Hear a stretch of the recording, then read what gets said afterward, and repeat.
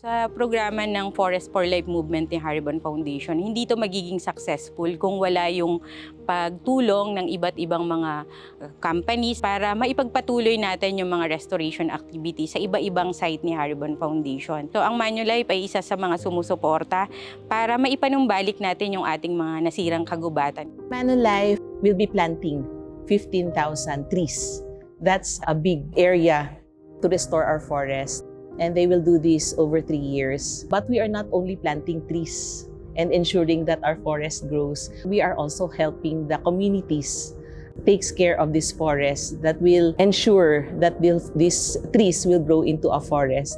Ang maibahagi ko doon sa iba't ibang partner ng aming samahan o yung iba't ibang asosasyon, sana walang sawa sila na ibigay sa atin yung kanilang tulong. Our partnership with Manulife empowers our communities to keep on protecting the trees and the planting sites that we have established in the key biodiversity areas with Haribon. Dahil sa kanila, patuloy ang programa, patuloy yung pagpapalaki ng komunidad, patuloy yung impluensya.